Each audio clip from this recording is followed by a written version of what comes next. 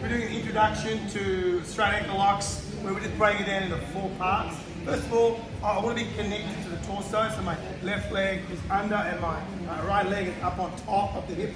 From here, knees are together, where we're controlling the middle of the lever. From here, I want the end of the lever. Now there's a bunch of different foot configurations and hand configurations, but if I'm connected to the torso, if my knees are nice and tight and I'm leaning back here on the end of the lever, this is our straight ankle lock. There it is. Now, what am I doing here?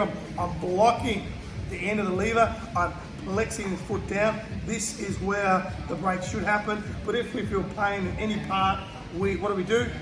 Tap early and move slow. But it's important to understand I'm blocking here and flexing down here. That's what's bringing the submission.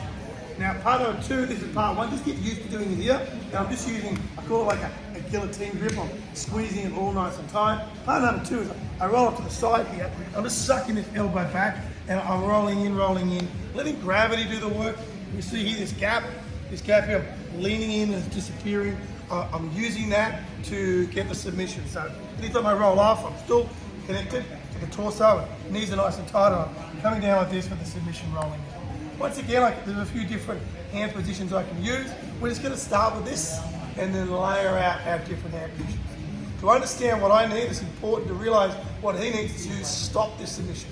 If he reaches out and gets a grip, well now I can't get the leverage I need. Secondly, if he comes over this leg, right, now he's disconnected from his hip. My knee are no longer near his knee. And if he sticks this in nice and deep, well now I haven't got a submission.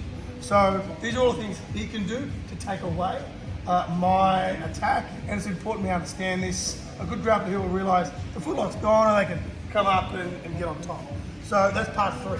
Part 1, 3 back. Part 2 off to the side. Part 3 is acknowledging the escape. Last part 4, is what I can do to counter that. So what can I do? As he starts to get connected and come over, I'm going to bring my inside knee all the way through. I can roll on my right shoulder and onto my head and bring this left knee through like this for the submission. I've got a lot of leverage now to really get that submission. This foot position, I want to see your hook in here. So you can put it up here on the hip, but if they push it off, then sometimes you might get it here, but look, he can get my back, right? So I want to negate all that by keeping this hook in here, having my knee on the mat, and I'm still connected to the torso. The knees are locked in here. I'll just let go. I've got a lot of leverage here to get that submission. Now, question: could I jump straight to part 4?